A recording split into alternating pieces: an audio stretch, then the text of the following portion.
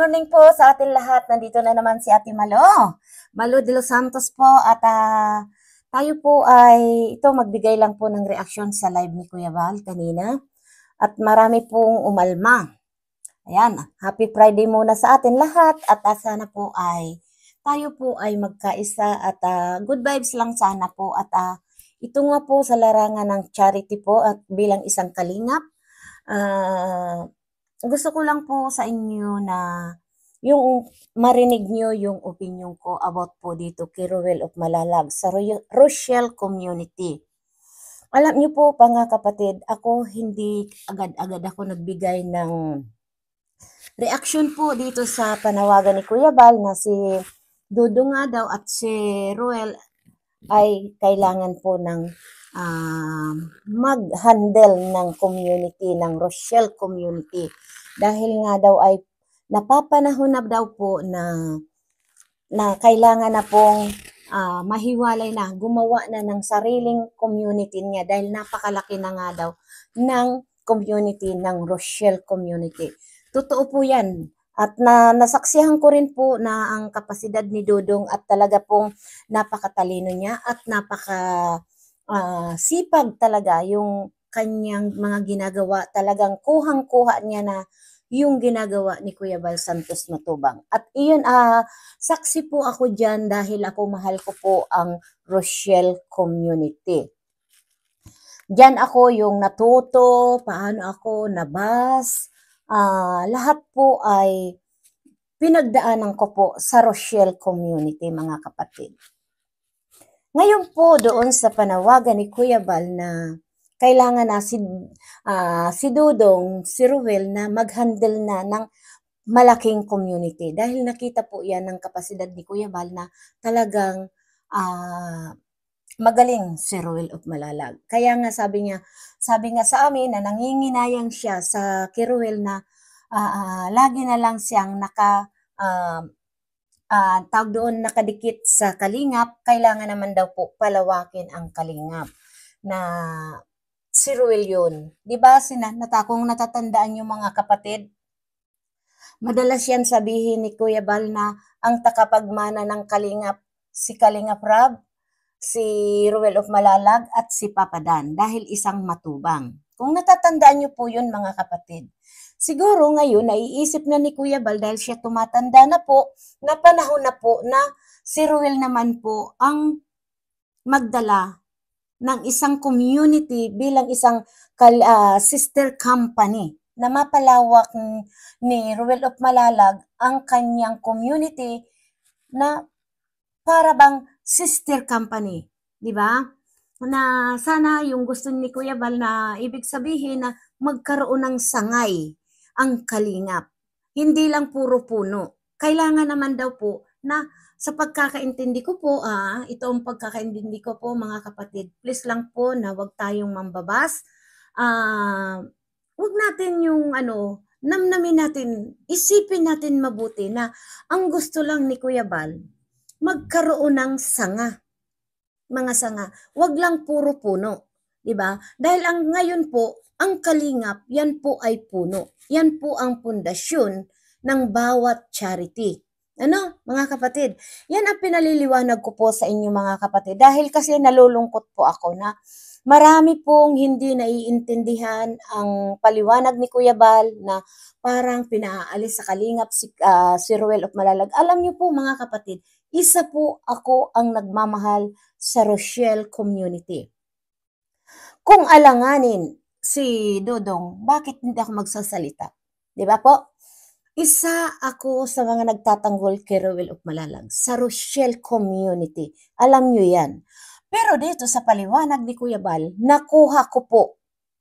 Kaya ako hindi basta-basta po nag-reaction na talagang pinag-isipan ko kung ano talaga ang gustong mangyari ni Kuya Val. Ngayon, yung point niya na narinig ko po kaninang umaga yung kanyang live, yung point niya po, gusto niya po na magkaroon ng sanga ang kalingap.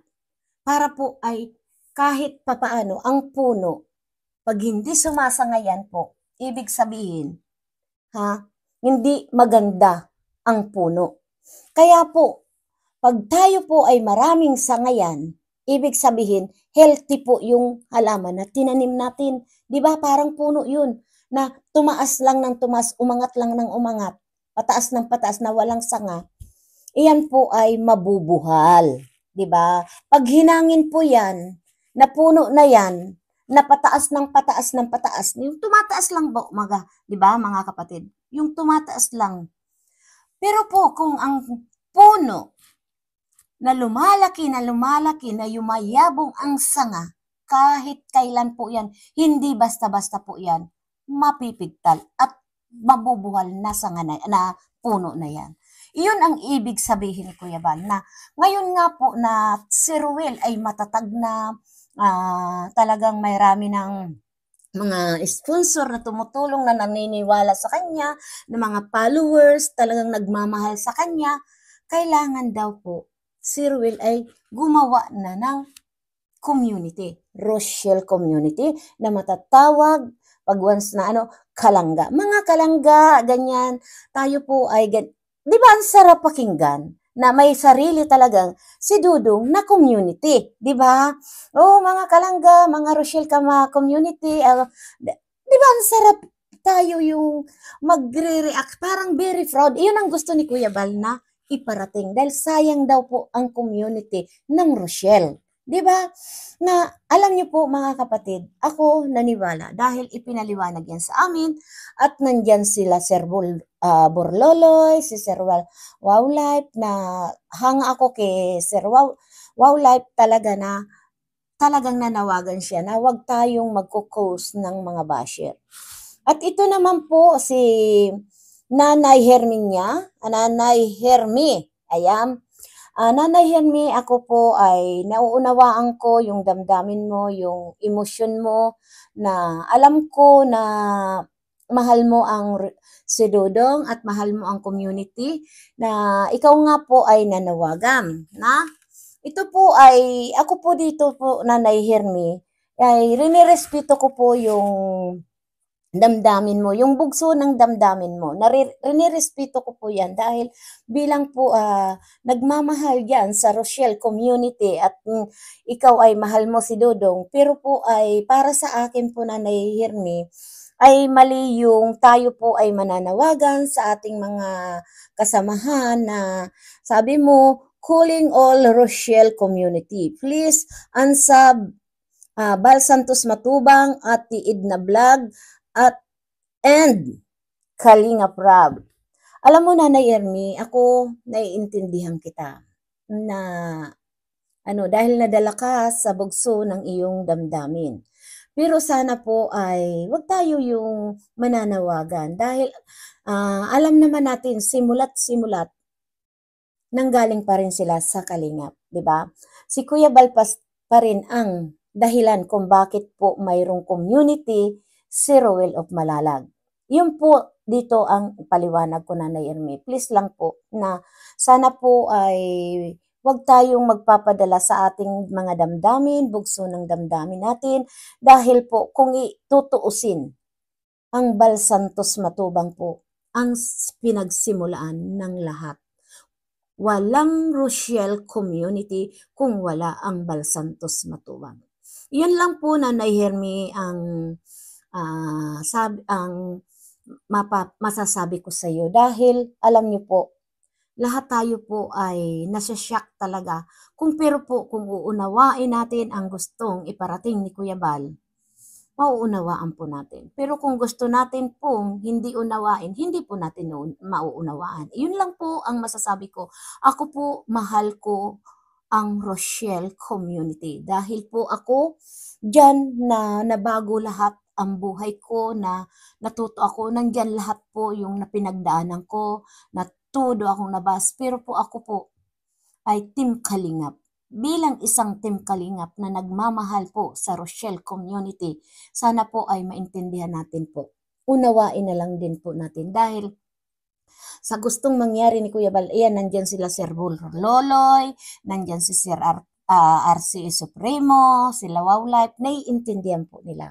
Kaya po para sa akin, kung ano man po ang gustong mangyari ni Kuya Bal, ay para po yun sa kabutihan ni Dudong. Hindi po yun yung itinataboy si Dudong pinaalis sa Kalingap dahil hindi po. Mahal ni Kuya Bal si Rowell of Malalag na gusto niya lang po ay mag-grow up. Parang ibon na gusto niyang ipalipad dahil nanginginayang siya po kung ikukulong lang po sa isang sulok, sa isang community. Kaya gusto ni Kuya Bal na mag-explore si Rowell of Malalag dahil nakita po niya yung kapasidad ni Rowell na sayang po talaga. Grabe po. Dahil napakabait ni Dodong, napakasipag ni Dodong na kayang-kaya niya na po mag-handle ng community na kagaya ng Rochelle community. Yun lang po mga kapatid. Dahil po sa totoo lang po, kung talaga po na si Kuya Bal na gustong ihiwalay, noon pa sana. Pero po hindi. Nandiyan siya na talagang sinasabi niya ang kanyang tagapagmana ay si Ruel, si Kalingap Rab, at si Dan. Dahil po iyan ay matubang. 'Di ba? Sana po mananair niya ay maintindihan mo at doon pa sa mga Rochelle community, unawain natin at intindihin natin at iyan magpapaliwanag dyan sila Sir Borluloy at si Sir RC Supremo. Dahil po ang community talaga ng Rochelle, nakakapanginayang yan po kung hindi yan po mag-explore. Dahil si Dodong, alam nyo yan kung gaano kagaling. Nakita po yan dahil nakakapunta na sila sa iba't ibang sa ibang lugar. Kayang-kaya na ni Dodong. Kaya mga kapatid, please, Nanay Erminia, sana po ay lawakan mo ang pang-uunawa. Ito po ay sinasabi ko, hindi po ako nagagalit at hindi po kita kinukontra dyan sa panawagan mo na yan. Calling all Rochelle community, please, Ansa Bal Santos Matubang and Ate Idna Vlogs and Kalingap Rab. Diba? Nakakasakit po yan. Siguro po kung maririnig ito ni Dudong, ni Rowell of Malalag, hindi po siya matutuwa sa panawagan mo. Bilang isang Rochelle community, si Dudong po, hindi po yan matatanggap na panawagan nyo. Kaya po si Dudong minsan nalilito dahil kayo pong mga Rochelle fanatic ay parang inaano nyo, parang inaano ba yun? Parang idinidepende nyo si Dodong na wala siyang sariling paninindigan at wala siyang sariling isip. Ganun po yung parang ang dating doon. Kaya po, please kung ano po ang desisyon ni Rowell of Malalag, sana po ay suportahan nyo. Dahil po, si Rowell of Malalag, kahit anong gawin natin, balik-balik na rin po natin, sila po ay magkapamilya. Alam nila yon kung ano ang makakabuti sa kanilang pamilya. Di ba po? Yan lang po ang masasabi ko sa inyong lahat at sana po ay iwasan natin po yung mga basher, lalong-lalo na po kila Kuya Bal Santos Matubang, kay Kalingap Rab, kila Ate Edna, dahil magkakapamilya po sila. Sana po, please, yun lang po ang tangi kong pakiusap dahil mahal ko po ang Rochelle community, kaya ayaw ko po yan na masira.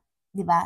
Gusto ko po yan yung mag-explore, yung maganda, para magandang samahan na wala po talagang mag-aaway-away dahil makikita natin kung gaano si Dodong kagaling. Yun po ang gustong mangyari ni Kuya Bal. Yan lang po, marami pong salamat sa inyo sa Rochelle community na sana po ay maintindihan niyo po ang paliwanag ko dahil po iisa lang tayo. 'Di ba? Na nandiyan ako nagmamahal sa Rochelle community na alam niyo naman na lagi ako pong nagtatanggol diyan sa Rochelle community. Pero ito po yung opinion ko sa live ni Kuya Bal. Marami pong salamat at shout out po kay Sir Wow Life at kay Sir RC Supremo, kay Borluloy po. Boss, saludo ako sa inyo na talagang malawak ang pang-uunawa niyo. At kayo na lang po ang bahalang magpaliwanag. Marami pong salamat sa lot sa Kalingap, Team Kalingap at sa Team Bios. Shout out po sa inyong lahat. Bye-bye! Love you!